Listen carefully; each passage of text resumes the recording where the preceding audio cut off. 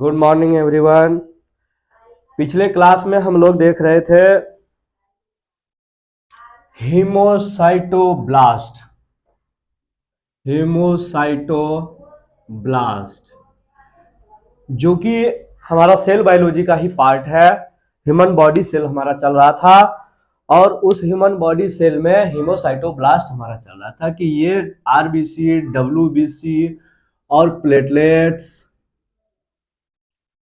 Etc अन्य जितने भी सेल्स हैं, मास्ट सेल्स या अन्य फेगोसाइटिक सेल्स जितने भी या नेचुरल किलर सेल है, ये सारे सेल्स जो बन रहा था तो उससे वो जो प्रोसेस है हमारा बनने का जो प्रोसेस है वो हमारा किस में हो रहा था, हमारे बॉडी के बोन में, और वो बोन के अंदर में बोन मैरो में हमारा क्या था, स्टेम सेल था। और इस स्टेम सेल को हम टू कैटेगराइज में डेवलप किए थे। दो पूर्वज कोशिकाओं के रूप में हम इसको डिवाइड किए हुए थे। और वो पूर्वज कोशिकाएं कौन कौन थी? एक थी कॉमन लिम्फॉइड प्रोजेनिटर सेल्स, जो कि आगे चलकर नेचुरल किलर सेल का डेवलपमेंट करती है। और ये नेचुरल किलर सेल के अलावा और क्या बनाती है? लार्ज लिम्फोसाइट, ग्रेन्युलर लिम्फोसाइट, है ना। और दूसरे पार्ट में क्या बन रहा था? इसी में लिम्फॉइड प्रोजेनेटर में ही, इसी खानदान में, लिम्फॉइड के खानदान में ही दूसरा जो सेल बन रहा था वो स्मॉल लिम्फोसाइट बन रहा था। अब स्मॉल लिम्फोसाइट भी टू टाइप के बन रहा था, एक टी लिम्फोसाइट और एक बी लिम्फोसाइट। इतना सारा चीज हम लोग देख चुके हैं। और ये जो हमारा लिम्फॉइड खानदान है, लिम्फॉइड प्रोजेनेटर है, ये तो एक खानदान हम लोग पढ़ चुके हैं। और ये जो हीमोसाइटोब्लास्ट हुआ था इसमें दो ग्रुप में हमारा सेल था, दो प्रोजेनेटर था। तो एक दूसरा ये प्रोजेनेटर हम लोग पढ़े थे, तो पहला प्रोजेनेटर कौन था? उसको हम बोलते हैं कॉमन माइलॉइड प्रोजेनेटर सेल्स। ये थोड़ा लार्ज था, इसी वजह से हम इसको बाद में पढ़ा रहे हैं। और ये वाला छोटा था, इसलिए हम इसको पहले पढ़ा चुके हैं। ठीक है। तो हीमोसाइटोब्लास्ट जो हमारा हो रहा है, यानी ब्लड बनने की जो प्रक्रिया हो रही है, ब्लड के सेल्स बनने की जो प्रक्रिया हो रही है, इस प्रोसेस में जहां जहां ब्लास्ट आपको सुनने का मीनिंग, जहां जहां भी ब्लास्ट सुनने को आपको लगे तो इसका मतलब समझ लेना है कि वहां पे सेल्स का विखंडन हो रहा है, इसलिए उसमें ब्लास्ट लगाया गया। तो हीमोसाइटोब्लास्ट मतलब यहां पे स्टेम सेल डिवाइड किया, किसमें? तो दो प्रोजेनेटर, दो पूर्वज कोशिकाओं के रूप में। एक का नाम है माइलॉइड प्रोजेनेटर और दूसरे का नाम है लिम्फॉइड प्रोजेनेटर। एक का नाम है माइलॉइड प्रोजेनेटर और दूसरे का नाम क्या है? Lymphoid progenitor. अब ये देखिए, लिम्फॉइड प्रोजेनेटर हमारा हो गया है, जिसमें कि लिम्फोसाइट बन रहा है, जिसमें कि हमको कई टाइप्स के लिम्फोसाइट आपको देखने को मिला। लार्ज लिम्फोसाइट जो ग्रेनुलर होता है, उसके बाद small lymphocyte, T lymphocyte, B lymphocyte, ETC, ये सारे चीज आपको देखने को मिला। वो लिम्फॉइड प्रोजेनेटर अलग सेल्स है, वो उनका पूर्वज ही अलग है। और दूसरा यहाँ पे हम देखने को मिल रहा है माइलॉइड प्रोजेनेटर। ये माइलॉइड खानदान के जो सेल है, ये कौन कौन से सेल होंगे? तो लिम्फोसाइट के अलावे जितने भी हमारे ब्लड में सेल्स हैं, जितने भी डब्ल्यूबीसी सेल्स हैं, डब्ल्यूबीसी में हमारा लिम्फॉइड सेल आता है, लिम्फोसाइट का नाम सुने हैं, वो लिम्फोसाइट आता है, बट उसका खानदान अलग है, वो अलग जगह से बन के आ रहा है, जबकि वो भी डब्ल्यूबीसी का ही एक कोशिका है। ठीक है। तो डब्ल्यूबीसी में लिम्फोसाइट को छोड़ के जितने भी कोशिकाएं हैं, आरबीसी है, प्लेटलेट्स हैं, वो सारे का जो प्रोजेनेटर है, वो जितने भी सेल्स का प्रोड्यूस हो रहा है, जितने भी सेल्स बन रहे हैं, तो वो माइलाइड प्रोजेनेटर कोशिकाओं से बन रही है। ये चीज याद रखिएगा, जिसमें कि डब्ल्यूबीसी के सारे सेल्स आ जाएंगे, आरबीसी के सारे सेल्स आ जाएंगे और प्लेटलेट्स के सारे सेल्स आ जाएंगे, जिसको हम क्या बोलते हैं? Mega कार्योटिक sales. क्या बोलते हैं इसको? मेगा कार्योटिक या कार्योसाइट्स बोल देते हैं इसको। कार्योसाइट्स एक प्रोसेस है, इस प्रोसेस मेगा कार्योसाइट्स का एक प्रोसेस चलता है जिससे कि आगे थ्रोम्बोसाइट का निर्माण होता है, थ्रोम्बोसाइट्स का निर्माण होता है। और ये सेल्स जो हमारा थ्रोम्बोसाइट्स के जो बनेगा हमारा सेल, इसी को हम प्लेटलेट बोल देते हैं। ठीक है। आरबीसी का जो है, आरबीसी का जो बनने का प्रोसेस है, इसको हम लोग क्या बोलते हैं, हीमोपोएसिस। क्या बोल देते हैं हम, एरिथ्रोपोएसिस। क्या बोल देते हैं इसको हम, एरिथ्रोपोएसिस। आरबीसी का जो बनने का प्रोसेस है उसको हम बोल देते हैं एरिथ्रोपोएसिस। एरिथ्रो मतलब आरबीसी, अब पोएसिस मतलब ये जो प्रोसेस है ये बन रहा है सेल्स, ये प्रोसेस का नाम है। ठीक है। ये एरिथ्रोपोएसिस आरबीसी बनने का निर्माण होगा। आरबीसी बनने से पहले जो है एक स्टेज आएगा, वो हम पढ़ेंगे, एरिथ्रोब्लास्ट। एरिथ्रोब्लास्ट को हम पढ़ेंगे कैसे कैसे जो एरिथ्रोपोएसिस में ये प्रोसेस पूरा होता है। और फाइनली हमारा रेटिकुलोसाइट्स का निर्माण होता है, और ये रेटिकुलोसाइट्स के निर्माण के बाद हमारा फाइनली आरबीसी बनता है, ये याद रखिएगा। और डब्ल्यूबीसी में हमारा जितने भी सेल्स हैं, ये सारे सेल्स यहीं से बनने का प्रोसेस है, जो कि हमारा माइलॉइड प्रोजेनेटर सेल्स से ही बनता है, जिसमें कि हमारा न्यूट्रोफिल है, न्यूट्रोफिल, एशनोफिल,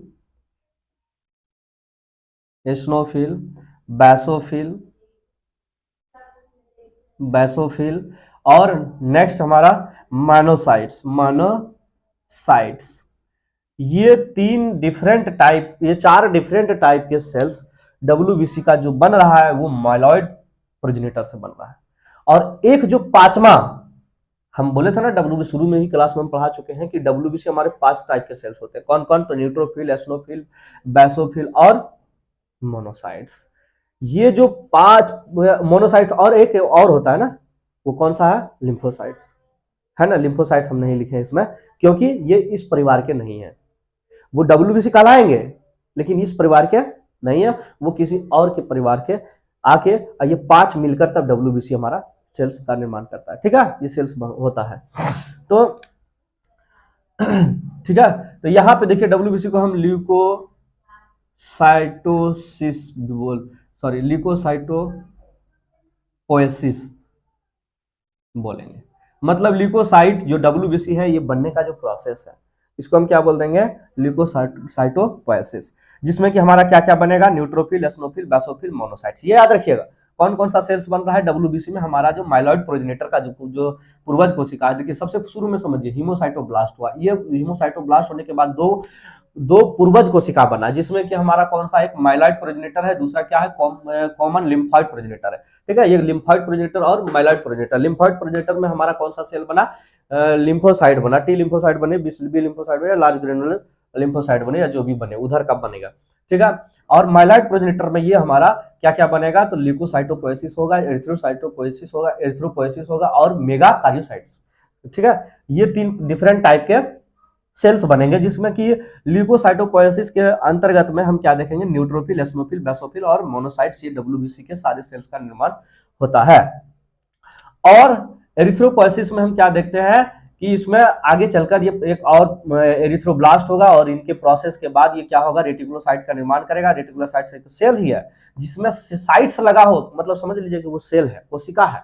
ठीक है, ब्लास्ट जिसमें लगा हो यानी कि वो डिवाइड होने वाली कोशिका है, ब्लास्ट होने वाली कोशिका है।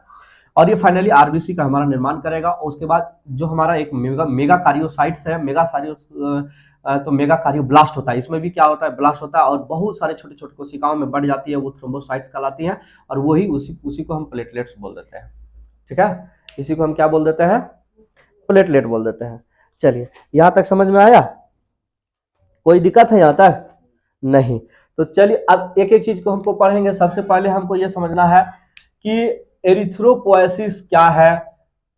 ठीक है, एरिथ्रोपोएसिस क्या है, तब पढ़ेंगे हम ल्यूकोसाइट्स हमारे जो डब्ल्यूबीसी बनने का प्रोसेस क्या है, उसके बाद तब हम मेगा कार्योसाइट्स को हम पढ़ेंगे। ठीक है, तो सबसे पहले हम क्या लिख देते हैं, एरिथ्रोपोएसिस।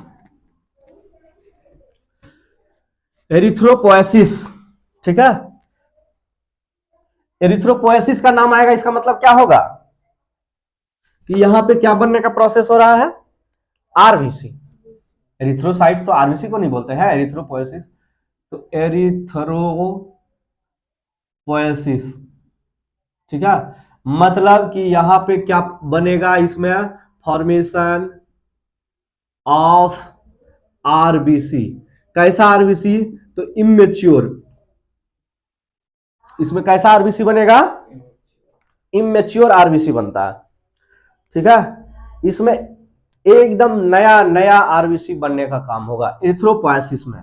ये जो प्रक्रिया है, इसमें क्या होगा, आरबीसी बनने का जो प्रक्रिया है उसको हम क्या बोलते हैं? आरबीसी बनने की जो प्रक्रिया है उसको हम क्या बोलते हैं? एरिथ्रोपोएसिस। ये याद रखिएगा, हमेशा याद रहना चाहिए। एरिथ्रोपोएसिस जैसा ही बात आए, इसका मतलब है कि आरबीसी बनने की प्रक्रिया है। अब एरिथ्रोपोएसिस जो होगा, ये कैसे होगा? तो स्टेम सेल क्या करेगा, ये ब्लास्ट होगा। तो इसको बोलते हैं हम एरिथ्रोब्लास्ट। क्या बोलते हैं हम? एरिथ्रोब्लास्ट। ये एरिथ्रोब्लास्ट हो जाएगा, ये एरिथ्रोब्लास्ट, ठीक है। एरिथ्रोपोएसिस में क्या होगा? सेल विखंडन की क्रिया होगी। जो सेल विखंडन होगी तो उसी को हम बोलते हैं एरिथ्रोब्लास्ट। अरे ब्लास्ट के मीनिंग समझ में आ रहा है ना कि यहाँ पे क्या हो रहा है? ब्लास्ट हो रहा है, ठीक है। और ये जो ब्लास्ट होगा, तो ब्लास्ट होने के बाद ये देखिए, तब ब्लास्ट होने के बाद एक स्टेज आएगा। क्या आएगा? एक स्थिति आएगा, उसको हम बोलेंगे प्रो एरिथ्रोब्लास्ट। अब ये समझिएगा प्रो एरिथ्रोब्लास्ट क्या है।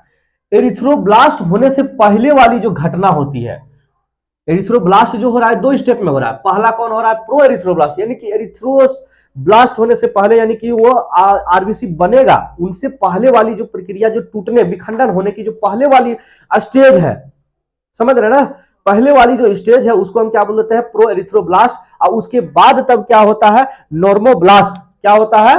Pro erythroblast. उसके बाद क्या होता है? नॉर्मोब्लास्ट। क्या हो जाता है इसको? तब ये क्या होता है? नॉर्मोब्लास्ट। इसमें क्या होता है? प्रो एरिथ्रोब्लास्ट में क्या होता है? सेल का स्ट्रक्चर रेडी होता है। यहां पे क्या होता है? कोशिका का संरचना, किस प्रकार आरबीसी का शेप मिलता है। यहां पे क्या मिलता है? आरबीसी का शेप मिलता है। और हमेशा याद रखिएगा, यहां पे ये न्यूक्लिक रहेगा। यहां पे क्या होगा? न्यूक्लियाई रहेगा, न्यूक्लियस, ठीक है। न्यूक्लियस यहां पे मौजूद रहेगा। यहां पे डीएनए, आरएनए या जो भी कुछ है वो सारे जेनेटिक मटेरियल मौजूद रहेंगे, समझ रहे ना? यहाँ पे जेनेटिक मटेरियल सारे कुछ रेडी रहेंगे। उसके बाद नॉर्मोब्लास्ट का जो स्टेज आएगा, नॉर्मोब्लास्ट में देखिए एरिथ्रोपोएसिस मतलब आरबीसी बनने की प्रक्रिया, उसमें जो हो रहा है, तो जहां से शुरुआत हुआ, बनने का प्रोसेस हुआ, ब्लास्ट हुआ, तो उसको बोलते हैं एरिथ्रोब्लास्ट। इस प्रोसेस में हम जो पहला स्टेज आता है, फर्स्ट स्टेज जो आता है, उसको हम बोल देते हैं प्रो एरिथ्रोब्लास्ट। यानी प्रो मतलब होता है पहले, एरिथ्रोब्लास्ट यानी होने से पहले का स्टेज। इसमें क्या होता है? सेल स्ट्रक्चर रेडी होता है और उसमें न्यूक्लियस, डीएनए, आरएनए जो भी है जेनेटिक मटेरियल, ये सारे चीज मौजूद होते हैं, ठीक है। इसके बाद क्या होता है? ये नॉर्मोब्लास्ट कंडीशन में आता है। और यहाँ पे नॉर्मोब्लास्ट कंडीशन में ही यहीं पर ग्लोबुलिन नाम का प्रोटीन ये क्या करता है? इसके सरफेस पर बनने की क्रिया होती है। और यहाँ पे आरबीसी के ऊपर, समझिएगा, आरबीसी के ऊपर यहाँ पर हीमोग्लोबिन ये जो है बनने की प्रक्रिया शुरू हो जाती है। कहां पे? तो नॉर्मोब्लास्ट कंडीशन में।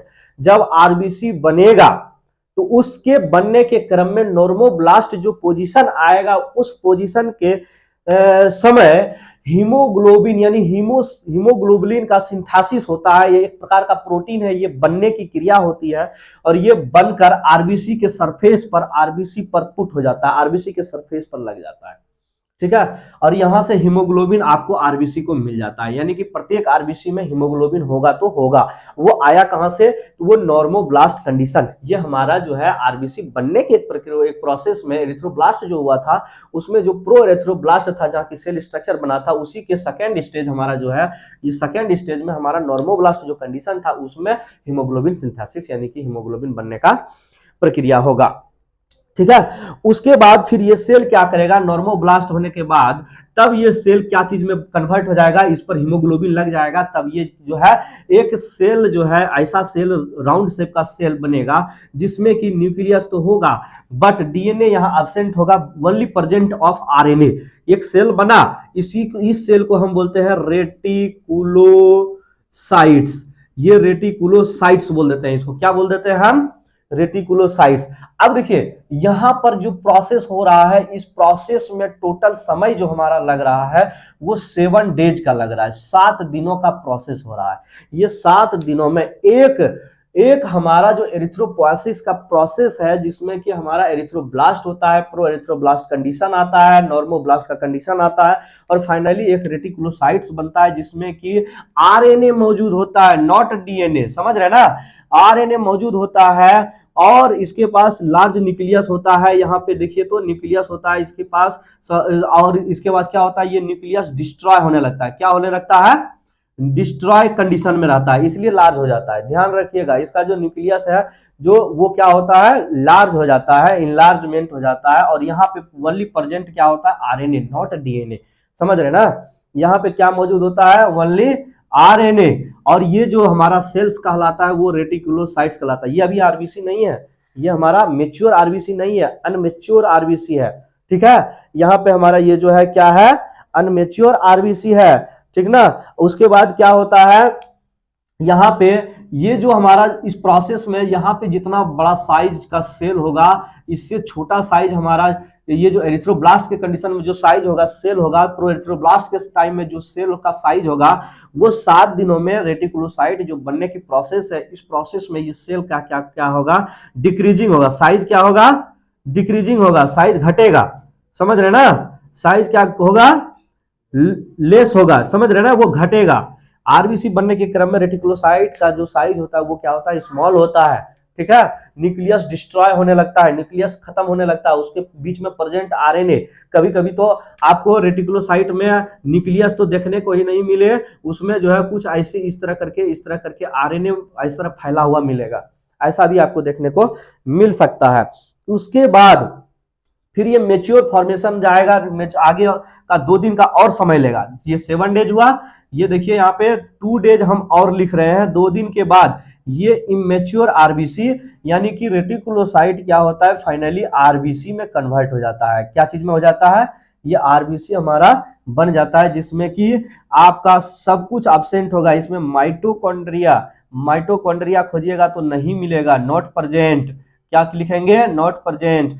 क्या न्यूक्लियस रहेगा, नहीं, न्यूक्लियस नॉट प्रेजेंट। पूछेगा आरबीसी में न्यूक्लियस है, नहीं, आरबीसी में न्यूक्लियस नहीं होता है, कोई भी गोल्जी एपेटस वगैरह कुछ भी, इसमें आपको माइटोकॉन्ड्रिया वगैरह ये सारे चीज आपको देखने को नहीं मिलेगा, समझ रहे ना, न्यूक्लियस वगैरह नहीं मिलेगा। माइटोकॉन्ड्रिया वगैरह क्यों नहीं दिया गया, इसलिए नहीं दिया गया ना कि ये आरबीसी का काम आगे क्या होगा, आरबीसी का काम होगा ब्लड सर्कुलेशन, क्या होगा, ब्लड सर्कुलेशन में ये क्या करेगा, ऑक्सीजन का O2 ऑक्सीजन को कैरी करने का काम करेगा, ढोने का काम करेगा। ऑक्सीजन का जब ढोने का काम करेगा आरबीसी, अगर इसके पास माइटोकॉन्ड्रिया दे दिया जाए, न्यूक्लियस दे दिया जाए, प्रोटीन सिंथेसिस होने लगेगा, और तो ये इसका लाइफ प्रोसेस, लाइफ साइकिल अलग हो जाएगा, है ना।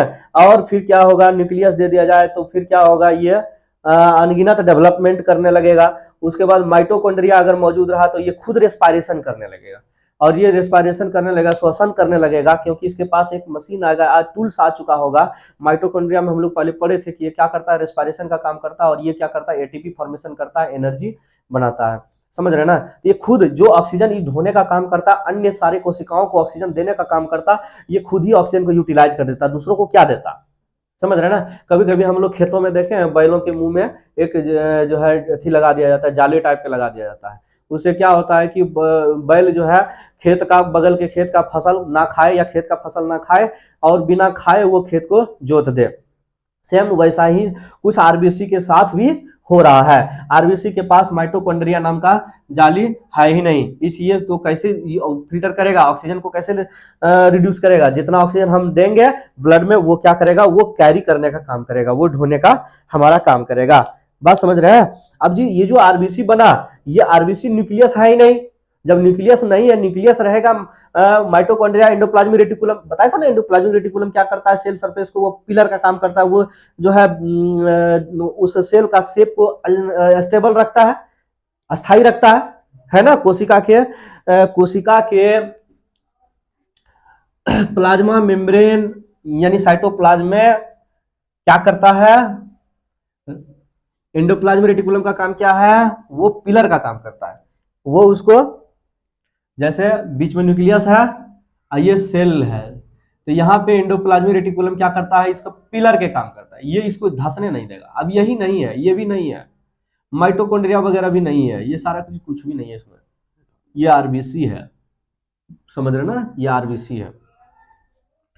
तो ये जो आरबीसी है, न्यूक्लियस नहीं है, तो भीतर का पोर्शन धसेगा कि नहीं धसेगा, धसेगा ना।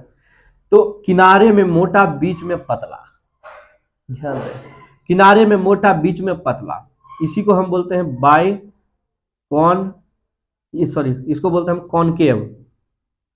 कॉनकेव, आप लेंस पढ़े हैं ना, कॉन्वेक्स और कॉनकेव। कॉन्वेक्स मतलब उत्तल, उत्तल मतलब उठा हुआ भाग, ऐसा ऐसा जो होता है। और कॉनकेव किसको बोलते हैं, ऐसा धसा हुआ बीच में, ठीक है, दोनों साइड से धसा हुआ। तो बीच में क्या होगा, धसा हुआ, उधर से भी धसा हुआ, इधर से भी धसा हुआ, कॉनकेव। कॉनकेव शेप पकड़ लेता है। अच्छा, इसके पास पिलर नहीं है ना, जब पिलर नहीं होगा तो ये तो क्या होगा, इस तरह का स्ट्रक्चर रेडी कर देगा। जब इस तरह का स्ट्रक्चर भी रेडी कर सकता, किसी भी स्टेज शेप में वो ढल जाएगा, तो इस तरह का भी स्ट्रक्चर रेडी कर देगा। ये हमारा हो जाएगा सेंट्रल पार्ट, है ना, और ये हो जाएगा हमारा साइटोप्लाज्म। किसी भी स्ट्रक्चर में तो ये बाई कॉनकेव बना लेता है, न्यूक्लियस है ही नहीं, है ना। तो ये दो, बाई मतलब दो, दो कॉनकेव, दो प्रकार का, दो अवतल के जैसा संरचना कर लेता है। इसी को हम बोलते हैं बाई कॉनकेव शेप। याद रहे, आरबीसी जो होता है इसका शेप क्या होता है, बाई कॉनकेव। क्या होता है इसका शेप, बाई कॉनकेव। कोई दिक्कत है यहां तक, यहाँ पे बाई कॉनकेव, ठीक है। पूछेगा आरबीसी में क्या क्या होता है, तो आरबीसी में कुछ नहीं होता है, प्लाज्मा मेम्ब्रेन, साइटोप्लाज्म, हीमोग्लोबिन उसके पास मौजूद होता है। आरबीसी के पास प्रेजेंट क्या क्या होता है, तो याद रहे आरबीसी के पास साइटोप्लाज्म होगा, ठीक है। साइटोप्लाज्म जो होगा वो बाई कॉनकेव होगा। कैसा होगा, बाई कॉनकेव होगा। उसके पास क्या होगा, उसके पास प्लाज्मा मेम्ब्रेन होगा, ठीक है ना, ये होगा। इसके बाद हीमोग्लोबिन, ठीक है ना, हीमोग्लोबिन ये मौजूद रहेगा, ठीक है। इसके अलावा एक प्रकार का एंटीजन इसके पास मौजूद होता है। क्या होता है, एंटीजन मौजूद होता है, ठीक है। ये एक प्रकार का एंटीजन मौजूद होता है। ये जो है एंटीजन जो मौजूद होता है, दो प्रकार का एंटीजन मौजूद, सॉरी एंटीजन जो मौजूद होता है वो दो प्रकार का, उसका नाम हम लोग दिए हुए हैं antigen A and antigen B. समझ रहे हैं, ये दो प्रकार का एंटीजन इनके पास मौजूद होता है, ठीक है। ये दो प्रकार का एंटीजन इनके पास मौजूद होता है। अब देखिए, अब इसके पास मौजूद क्या नहीं होता है, तो इसके पास एब्सेंट, आरबीसी के पास एब्सेंट क्या क्या होता है, ये याद रखिए। आरबीसी के पास एब्सेंट क्या क्या होता है, ध्यान रहे, आरबीसी के पास क्या क्या एब्सेंट होता है। आरबीसी के पास न्यूक्लियस नहीं होता है। अब न्यूक्लियस नहीं होगा तो क्या डीएनए आरएनए होगा, है? इसके पास जितने भी प्रकार के जैसे ऑर्गेनेल्स हैं, ठीक है, सेल्स, ऑर्गेनेल्स, ये एब्सेंट होगा। बात समझ रहे हैं, ये एब्सेंट होगा। जैसे माइटोकॉन्ड्रिया नहीं होगा, गोल्गी बॉडी नहीं होगा, ईटीसी जितने भी प्रकार के हम सेल्स में पढ़े हैं, जो जो चीज होता है वो सब चीज इसमें एब्सेंट होगा। कोई दिक्कत है? अब देखिए, इसमें जो एंटीजन होता है, ये देखिए एंटीजन जो होता है हमारा दो प्रकार का, anti A and antigen B. यही आगे चलकर एंटीजन ए किसी किसी के ब्लड में एंटीजन ए होता है, और किसी किसी के दोनों नहीं, किसी किसी में बी होता है और किसी किसी में दोनों होता है, ठीक है ना। एंटीजन हमारा ए प्लस बी दोनों ही हो जाता है। ध्यान रहे,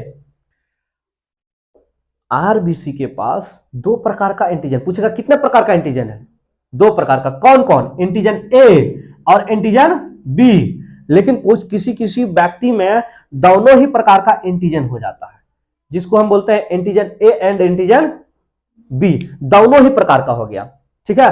तो इससे हम निर्धारित करते हैं ब्लड ग्रुप। इससे हम क्या निर्धारित करते हैं? Blood group. इससे हम निर्धारण करते हैं ब्लड ग्रुप का। देखिए कैसे ब्लड ग्रुप का निर्धारण करेंगे, तो याद रखिए इसमें यही बताएगा ब्लड ग्रुप। तो ग्रुप मतलब समूह। खून कितने प्रकार के हो सकते हैं? तो खून कितने प्रकार के हो सकते हैं, तो ये हमें कौन बताएगा? तो इसमें प्रेजेंट जो एंटीजन है वो बताएगा। पहले एंटीजन कितने प्रकार के होते हैं, तो 2 प्रकार के पूछेगा। एंटीजन कितने प्रकार के होते हैं, तो 2 प्रकार के। अब 2 प्रकार का एंटीजन हमारा ब्लड ग्रुप बना देगा 4 प्रकार के। ठीक है, ब्लड ग्रुप कितने प्रकार के बना देगा? 4 प्रकार के। जैसे जैसे देखिए यहां, अगर किसी में अगर एक कंडीशन ऐसा आएगा, किसी व्यक्ति के ब्लड में हमारा एंटीजन ए मौजूद होगा। ठीक है, क्या मौजूद होगा? ए। तो उसको हम बोल देंगे ए ब्लड ग्रुप। क्या बोल देंगे उसको? ए ब्लड ग्रुप। अगर किसी में एंटीजन बी मौजूद होगा, अब ब्लड में नहीं, आरबीसी में, हम आरबीसी पढ़ रहे हैं ना, आरबीसी के पास होता है ये एंटीजन। कहां मौजूद होता है? आरबीसी के पास। अब एंटीजन बी अगर किसी के पास मौजूद है तो उसको हम बोलते हैं बी ब्लड ग्रुप। ठीक है, ये स्पेशल एक प्रोटीन होता है। ये जो एंटीजन है ना, ये प्रोटीन होता है। ये क्या होता है? प्रोटीन होता है, पाया जाता है। यही प्रोटीन के मौजूद से हम इसको अलग अलग डिफाइन करते हैं। ठीक है, अब देखिए कुछ ऐसा ब्लड होगा, कुछ ऐसे व्यक्ति होंगे जिसके ब्लड में आरबीसी के पास antigen A plus antigen B दोनों मौजूद होगा, है ना? ऐसा भी तो हो सकता है। तो इसको हम बोल देंगे एबी ब्लड ग्रुप। क्या बोल देंगे? एबी ब्लड ग्रुप बोल देंगे। और एक चौथा ऐसा हो सकता है, ऐसा भी तो हो सकता है कि ना तो उसके पास एंटीजन ए होगा ना तो बी होगा। एक के पास हम पढ़ रहे हैं कि एक के पास ए होगा, एक के पास बी होगा, एक के पास ए बी दोनों होगा। एक ऐसा भी तो हो सकता है हम कि उसके पास कोई प्रकार का नहीं एंटीजन मौजूद हो, तो उसको हम क्या बोल देंगे? नील एंटीजन। इसके पास एंटीजन या नॉट प्रेजेंट एंटीजन। ऐसा भी तो आरबीसी हो सकता है, आरबीसी नॉट प्रेजेंट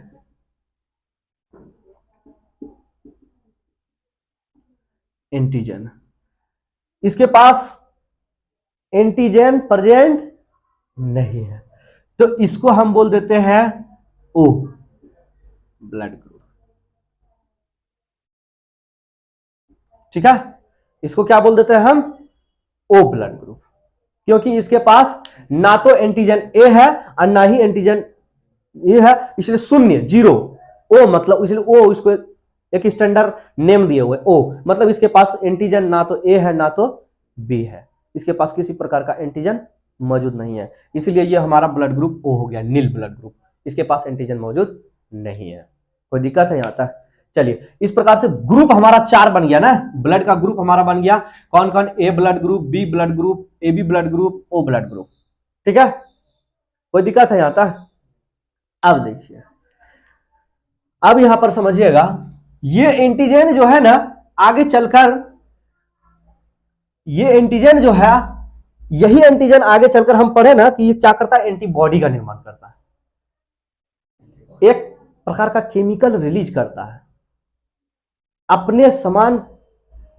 अपना जो है एंटीजन क्या करता है? अपने से जो है एक बम बारूद का रिलीज करता है, ताकि अगर अपने जैसा कोई आ रहा है तो उसको आने देगा। समझ रहे ना? आरबीसी के ऊपर अपने जैसा कोई मटेरियल आ रहा है तो उसको आने देगा। ठीक है, अगर एंटीजन ए है इसके पास, इस आरबीसी के पास एंटीजन ए है, तो अगर एंटीजन ए आ रहा है, एंटीजन ए आ रहा है तो इसको आने देगा। ठीक है ना? इसको क्या करेगा? आने देगा। ठीक है ना? और इसको रोकेगा कौन? अगर मान लेते हैं कि एंटीजन बी यहां मौजूद है और यहां इस आरबीसी के पास एक आरबीसी है जिसके पास एंटीजन बी है, और यहां पे आरबीसी है जो कि एंटीजन इनके पास ए है, तो ये इसके पास आ सकता नहीं। इसको रोकेगा कौन? रोकेगा तो अब बनाएगा यही आरबीसी जो है, बना लेगा एंटीबॉडी, बम। बोले थे ना, एक बारूद बना लेगा, गोला बना लेगा, वो विस्फोट कर देगा। तो एंटीबॉडी बनाएगा, क्या बनाएगा, उसको बोलते हैं ए एंटीजन के लिए, ठीक है, ये बनाएगा एक बी टाइप के एंटीबॉडी, ताकि ए एंटीबॉडी रहेगा तो वो आराम से एक्सेप्ट कर लेगा, लेकिन बी बी देख रहे हैं ना, तो वो क्या करेगा, उसको आने नहीं देगा। और एंटीजन बी हमारा जो है वो ए टाइप का एंटीबॉडी बना लेगा। समझ रहे हैं, कोई दिक्कत है? तो एंटीजन ए बी टाइप के, स्मॉल बी हम स्मॉल से डिनोट करते हैं, स्मॉल बी एंटीजन ए अगर रहेगा तो वो स्मॉल बी नाम का एंटीबॉडी बनाएगा, और एंटीजन ए रहेगा तो स्मॉल बी बनाएगा, और स्मॉल अगर एंटीजन बी रहेगा तो स्मॉल ए नाम का एंटीबॉडी बनाएगा। कोई दिक्कत है यहां तक? चलिए, ये हमारा ब्लड ग्रुपिंग हो गया, ठीक है। ये ब्लड ग्रुप हम नेक्स्ट क्लास में पढ़ाएंगे पूरा, ठीक ना। ये अभी सिर्फ हम बता रहे हैं कि ये ब्लड ग्रुप हमारा 4 ग्रुप में है, वो एंटीजन और एंटीबॉडी के आधार पे उसको हम ग्रुपिंग कर दिए, ठीक है। ये ब्लड ग्रुप का क्लास तो नहीं है ना, ये तो हमारा सेल का क्लास है, कोशिका का क्लास है, इसीलिए हम सेल के बारे में सिर्फ बताए। आगे हम पढ़ेंगे कि हम ब्लड ग्रुपिंग सिर्फ जान गए कि ये 4 प्रकार का ब्लड ग्रुप होता है, ए बी और ओ, ठीक है। वो किस आधार पर, तो एंटीजन के प्रेजेंट के आधार पर, एक प्रकार का प्रोटीन है वो अगर मौजूद रहेगा तो वह ब्लड ग्रुप हमारा ए हो जाएगा, बी हो जाएगा, है ना, ऐसा कुछ होता है, ठीक है। अब हम नेक्स्ट जो हम देखेंगे तो वो क्या होगा, ल्यूको डब्ल्यूबीसी बनने का प्रोसेस, ल्यूकोसाइटोपोएसिस, क्या बोलेंगे इसको, ल्यूकोसाइटोपोएसिस। ल्यूकोसाइटोपोएसिस जो होगा हमारा, ल्यूकोसाइटोपोएसिस जो होगा हमारा, इसके अंतर्गत में यहां पे कितने प्रकार की कोशिका बनेंगे, 4 प्रकार के, जबकि ल्यूकोसाइट्स हमारा 5 प्रकार का होता है। कौन कौन, तो न्यूट्रोफिल, एशनोफिल, बैसोफिल और मोनोसाइट्स, ठीक है। ये 4 प्रकार की कोशिकाओं का निर्माण होगा। अब ये इसके जो प्रोसेस है, ये जो बनने का जो प्रोसेस है, इसमें न्यूक्लियस मौजूद होगा, प्रेजेंट रहेगा, और भी जितने भी सेल का स्ट्रक्चर है प्रेजेंट रहेगा। बात समझ पा रहे हैं? जबकि आरबीसी में क्या था, एब्सेंट था, आरबीसी में हमारा वो चीज एब्सेंट था। यहां पे न्यूट्रोफिल का हम अगर देखें तो ये मल्टी न्यूक्लियर होता है। कैसा होता है, एक इसका न्यूक्लियस जो होता है ना, ये एक से अधिक होता है, 1 2 3, समझ रहे ना, मल्टी 4b है ना, मल्टी न्यूक्लियर, इसलिए इसका मल्टी बोल देते हैं, इसको क्या बोल देते हैं, मल्टी। नॉर्मली 1 2 3 देखने को मिलता है, और भी हो सकता है। तो जैसे कोई हमारा सेल है न्यूट्रोफिल, तो इसके न्यूक्लियस में क्या होता है कि न्यूक्लियस जो होता है ना, वो कब किसी में एक, किसी में जो है, सॉरी एक तो बहुत कम ही, रेयर केस, इस तरह के न्यूक्लियस, कई पार्ट, न्यूक्लियस मल्टी न्यूक्लिएटेड, मतलब इसमें कई न्यूक्लियस आपको देखने को मिले, ठीक है। अब देखिए न्यूट्रोफिल का जो फंक्शन है, न्यूट्रोफिल का जो काम है, वही मोनोसाइट्स का भी काम है। मोनोसाइट्स सेम इसी तरह का है, न्यूट्रोफिल के जैसा ही होता है ना। ये मान लेते हैं कोशिका है मोनोसाइट्स का, इसका एक, ये देखिए ये और ये लगभग सब कुछ सेम होता है। अंतर क्या होता है, ये मल्टी न्यूक्लिएटेड है, ये मोनोसाइट्स है, मतलब सिंगल न्यूक्लियस। इसमें क्या होगा, सिंगल न्यूक्लियस, ठीक है, इसमें सिंगल न्यूक्लियस होगा, एक न्यूक्लियस होता है। लेकिन दोनों फेगोसाइटोसिस है, दोनों क्या है, फेगोसाइटोसिस का काम करता है। ये फेगोसाइटोसिस क्या होता है कि ये जो है क्या करता है, कोई भी बैक्टीरिया, वायरस या अदर सेल को क्या करता है, खाने का काम, ईटिंग का काम करता है, ये खाने का काम करेगा। और ये क्या करता है, ब्लड से जब खाएगा तो उस टाइम में ब्लड से ये हट जाता है और उस साइड पे पहुंच जाता है जहां पे मान लेते हैं किसी को चोट लगा, तो वहां इन्फ्लामेशन हुआ, सूजन हुआ ना, किसी को अगर कहीं चोट लग जाता है तो घाव बन जाता है, वहां फूल जाता है, सूजन हो जाता है, उस जगह पे ब्लड से टिश्यू में पहुंच जाता है। ब्लड से कहां पहुंच जाता है? इन्फ्लामेटेड टिश्यू, है ना, यहाँ पे उस टिश्यू के पास पहुंच के और वहां पे सारे बैक्टीरिया को खाने का काम करता है। न्यूट्रोफिल और मोनोसाइट्स, ये दोनों का काम एक ही है, समझ रहे ना। एस्नोफिल और बेसोफिल, एस्नोफिल का क्या काम है? ये हमारा एलर्जी रिएक्शन दिखाता है, एलर्जी रिएक्शन, ठीक है। एलर्जी रिएक्शन करने का मतलब क्या बॉडी के लिए एक्सेप्टेड है, क्या बॉडी के लिए नॉट एक्सेप्टेड है, हमारा शरीर क्या चाहता है और किसको एक्सेप्ट करेगा, किसको नहीं एक्सेप्ट करेगा। जैसे किसी चीज को देखिए, किसी से एलर्जी है तो उसको क्या है ना, या बॉडी टेम्परेचर है ना, टेम्परेचर अगर मेंटेनिंग में भी ये मदद करता है, बॉडी टेम्परेचर मेंटेन, मतलब कि ये जो है अगर मान लेते हैं कि आपका शरीर अब टेम्परेचर लेने लायक नहीं है और जबरदस्ती इसको गर्मी में हम खड़ा कर दिए तो क्या होगा, इनकी ये जो है एलर्जी रिएक्शन दिखाएगा और शरीर में बदलाव लाएगा, सर्दी खांसी जुकाम ये सारा चीज आपको देखने को मिलेगा। बेसोफिल, बेसोफिल क्या करता है? ये भी एंटीबॉडी बनाने का काम करता है। क्या करता है?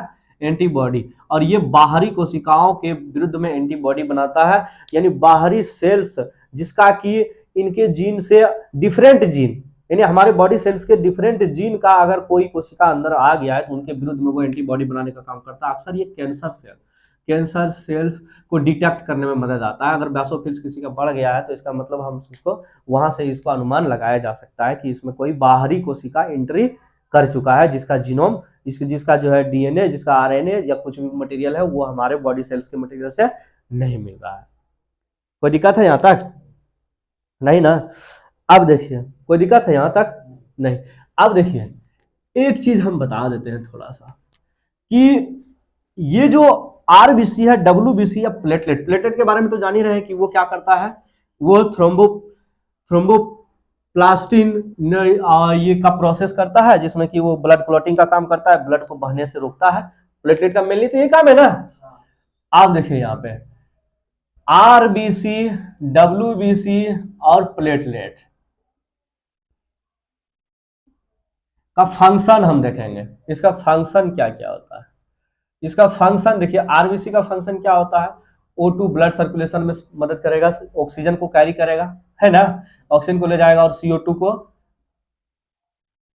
आउट लाने का काम करेगा, ठीक है। इसका भी CO2 का भी कैरी करने का काम करेगा, इसको भी ढोने का काम करेगा। इसके अलावा में ग्लूकोज वगैरह सबको भी कैरी करने का काम करता है।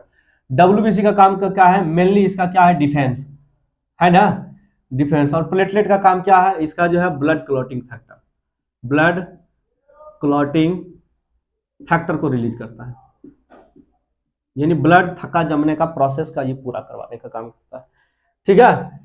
अब देखिए ये आरबीसी के घटने और बढ़ने से, आरबीसी का नॉर्मल रेंज कितना होता है? एक ह्यूमन बॉडी में आरबीसी कितना होना चाहिए? कुछ है जानकारी? देखिए 1 माइक्रो लीटर अगर आपके पास ब्लड है तो इसके अंतर्गत में 4.5 से 5.5 मिलियन सेल्स प्रेजेंट होते हैं। इतना सारा सेल्स आरबीसी का प्रेजेंट होता है, ये नॉर्मल रेंज है। अगर ये कम हो रहा है, लो जा रहा है, इसका मतलब है कि कहीं ना कहीं ब्लड लॉस हुआ है ना, कहीं ना कहीं उस आदमी का ब्लड हेमोरेज हुआ है, ब्लड लॉस हुआ है। अगर इस रेंज से अधिक जा रहा है, इसका मतलब स्टेम सेल क्या कर रहा है, हमारा आरबीसी का फॉर्मेशन जो हमारा हो रहा है वो कहीं ना कहीं ज्यादा हो रहा है, ठीक है। वो कहीं हाई अगर हो रहा है तो ये भी एक प्रॉब्लम ही है, ठीक है ना। यही डिजीज ज्यादा, देखिए नॉर्मल जो है हमारा, ये नॉर्मल है, ये नॉर्मल से अगर अधिक हो रहा है तो भी डिजीज, कम हो रहा है तो भी डिजीज, ठीक है। अगर कम हो रहा है, अगर ब्लड लॉस नहीं हुआ है, उसके अलावा अगर कम हो रहा है तो इसका मतलब है कि वहां से क्या हो रहा है, ब्लड कम बन रहा है, स्टेम सेल से हमारा ब्लड कम बन रहा है। या तो फिर हो सकता है रेटिकुलोसाइट तक बनता है और एरिथ्रोसाइट जैसे आरबीसी बनने के बाद वो डिस्ट्रॉय हो जाता है। ऐसा भी आपको कंडीशन देखने को मिलेगा। तो ये कहलाता है एनीमिया। क्या कहलाता है? एनीमिया। एनीमिया में हम आगे पढ़ेंगे, बहुत प्रकार के एनीमिया होता है, ठीक है। तो बहुत जैसे सिकल सेल एनीमिया बोलेंगे, सिकल सेल एनीमिया पढ़ेंगे, एप्लास्टिक एनीमिया पढ़ेंगे, है ना, एप्लास्टिक एनीमिया पढ़ेंगे, ठीक है, एनीमिया पढ़ेंगे। इसके बाद हिमोलाइटिक एनीमिया होता है, ठीक है ना, हिमोलाइटिक एनीमिया, ठीक है। इटीसी ये सारे सब एनीमिया हम पढ़ेंगे। जैसे सिकल सेल एनीमिया, जैसे कि हम क्या बोले थे, रेटिकुलोसाइट बनने के 2 दिन के बाद क्या होता है, आरबीसी बन जाता है, समझ रहे हैं ना, ये आरबीसी बन जाता है। 7 डे तो रेटिकुलोसाइट में लगता है, 2 दिन आरबीसी बनता है ना। इस तरह करके इसका जीवन काल देखिए, आरबीसी जीता कितना दिन तक है, 100 से 120 दिन तक, 100 से 120 दिन तक इसका लाइफ स्पैन है। ये 100 से 120 दिन के बाद ये पुनः मर जाता है, खत्म हो जाता है, और फिर लिवर के पास जाता है। लिवर उसको कहाँ भेज देता है, उसको स्प्लीन पे लिहा के पास भेज देता है, वो कब्रिस्तान है, वहां जाके सड़ो मरोगे लोग, दूसरा केमिकल में कन्वर्ट हो जाता है, समझ गए। तो ये सब जो है सिकल सेल एनीमिया। देखिए एनीमिया ब्लड अगर लो होगा, आरबीसी लो, किस कंडीशन में हो सकता है, या तो रेटिकुलोसाइट तो बन रहा है, समझिए। देखिए अगर नॉर्मल कंडीशन है, आरबीसी अगर बन रहा है, आरबीसी अगर बन रहा है, आरबीसी बनने का प्रक्रिया में रेटिकुलोसाइट बनेगा ना, रेटिकुलोसाइट्स बनेगा।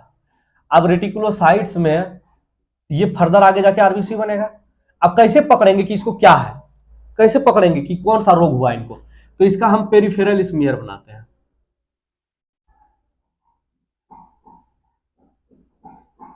Peripheral smear. अब ये पेरिफेरल स्मीयर क्या है कि एक स्लाइड लेते हैं, क्या करते हैं उसमें, स्लाइड लेते हैं, और स्लाइड पर एक बूंद, एक ड्रॉप ब्लड लेते हैं और इसका स्लाइड बना देते हैं। इसी को हम बोलते हैं पेरिफेरल स्मीयर, समझ रहे हैं, स्मीयर उसी को बोलता है। पेरिफेरल मतलब इसमें देखना है कि ये क्या क्या चीज इसमें मौजूद है, इसी को बोलते हैं पेरिफेरल। और इस प्रकार का जो ये स्मीयर बना, ब्लड का स्मीयर बना, ब्लड जो फैला इसके ऊपर, उसको बोलते हैं स्मीयर। तो ये जो हमारा कहलाएगा पेरिफेरल स्मीयर। क्या कहलाएगा, पेरिफेरल स्मीयर। तो देखिए ना, डॉक्टर लिखता है कभी कभी पेरिफेरल स्मीयर ऑफ मलेरिया, यानी मलेरिया के देखना है, क्या देखना है, इस तरह स्लाइड बना के मलेरिया देखना है। तो देगा कि पेरिफेरल स्मीयर ऑफ डब्ल्यूबीसी, तो डब्ल्यूबीसी को उसमें देखना है ना, टीएलसी डीएलसी टेस्ट ये सब होता है ना, डिफरेंट ल्यूकोसाइट काउंट, ये सब काउंट, आरबीसी का पेरिफेरल स्मीयर बनाएंगे। तो आरबीसी को हम स्लाइड पे स्टेन करेंगे, स्टेन करने के बाद क्या होता है कि ये स्टेन करने के बाद ये आरबीसी को हम काउंट करते हैं, और इसमें देखते हैं कि इसमें देखना यह है कि रेटिकुलोसाइट को हम पहचानने आना चाहिए, हम पढ़ाएंगे आगे।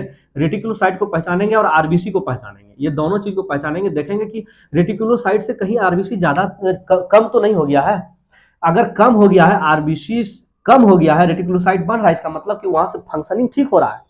लेकिन यहाँ आके आरबीसी क्या हो रहा है, यहाँ पे टूटता जा रहा है, तब उनके साइज को पढ़ेंगे। अगर ये आरबीसी नॉर्मल नहीं है, ये बना हुआ आरबीसी अगर नॉर्मल नहीं है, तो वो किस साइज में है, अगर ये हंसिया टाइप के हो गया तो इसी को बोलते हैं हम sickle cell, sickle cell anaemia, ठीक है, इसी को हम बोल देते हैं सिकल सेल एनीमिया। ये जो है जनरेशन बाय जनरेशन किसी किसी में खानदानी चलता है, ठीक है, ये sickle cell anaemia.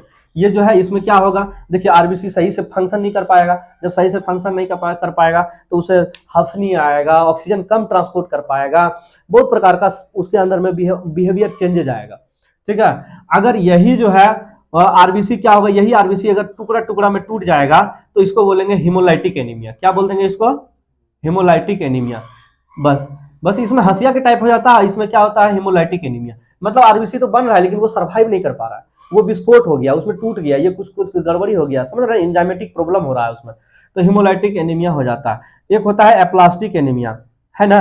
Aplastic anaemia कैसे पकड़ेंगे कि इसमें देखेंगे आरबीसी ठीक ठाक है, आरबीसी कम है, इसके साथ साथ रेटिकुलोसाइट भी कम है, दोनों कम है, तब वो एप्लास्टिक एनीमिया। मतलब वहां से जहां से हमारा आरबीसी बनने का प्रोसेस है, वहां पर स्टेम सेल में ही कमी हो गया है, बनने का प्रोसेस कमी हो गया है। तो कहने का मतलब है कि वहां पे दिक्कत है, क्या दिक्कत है, स्टेम सेल बोन मेरो अस्थि मज्जा में ही हमारा स्टेम सेल कम बना रहा आरबीसी, तो वहां पे क्या होता है, तब उसको दिक्कत हो जाती है, और फिर वहां पे फिर प्रॉब्लम होने लगता है, कम आरबीसी होने की वजह से उसका हीमोग्लोबिन कम हो जाता है, ऑक्सीजन का कैरी कम कर पाता है, उसका बॉडी में बहुत सारा चेंजेस आता है, थक जाता है, तुरंत थकान हो जाता है, बॉडी में धब्बा धब्बा हो जाता है, लाल लाल टाइप के निकल जाता है ना, सांस लेने में कठिनाई होती है, चक्कर आना, ये सब सारा चीज आपको मिल जाएगा। तो इसका उपाय क्या है? तो इसका उपाय क्या है? इसका कोई इलाज नहीं है, इसका इलाज एक ही इलाज है कि बोन मैरो ट्रांसप्लांट करवा ले, बोन मैरो में अपना बदलाव करवा ले, किसी का बोन मैरो लेके उसमें पुट कर दे। समझ रहे ना? ये सारे चीज में बहुत सारा खर्च होता है। ठीक है, यहाँ तक कोई दिक्कत है नहीं ना? तो ये स्मीयर समझ में आया। पेरिफेरल स्मीयर किसको बोलते हैं? जहाँ कि हम जिसको कि हम किसी भी चीज का स्मीयर में हम उस चीज को गिनने का काम करते हैं, उस चीज को देखने का काम करते हैं, उस चीज का अध्ययन करते हैं। ठीक है, जैसे कि मलेरिया के बारे में बोलेगा स्मीयर बनाने के लिए, ब्लड मलेरिया स्मीयर, तो ब्लड में देखेंगे कि मलेरिया का हमारा प्रोटोजोआ है या नहीं है, वो चीज को देखने का काम करेंगे। अगर बोलेगा कि रेटिकुलोसाइट का स्मीयर, आरबीसी का स्मीयर बनाए, तो उसमें हम आरबीसी को गिनने का काम करेंगे, आरबीसी को देखने का काम करेंगे कि उसमें रेटिकुलोसाइट ज्यादा है या आरबीसी ज्यादा है। ठीक है, कोई दिक्कत है यहाँ तक? चलिए, इसके आगे हम नेक्स्ट क्लास में देखते हैं। ठीक, कोई दिक्कत है? और नेक्स्ट क्लास में हम लोग ब्लड ग्रुप इनका देख लेंगे, एंटीजन क्या है, एंटीबॉडी क्या है, कैसे बनता है, कौन कौन सा ब्लड ग्रुप होता है, कौन किसको ब्लड दे सकता है, कौन किसको ब्लड नहीं दे सकता है। ये सारा चीज हम लोग, ब्लड ट्रांसफ्यूजन इसी में आ जाएगा, है ना? ये सारा चीज हम लोग नेक्स्ट क्लास में देख लेंगे। ठीक।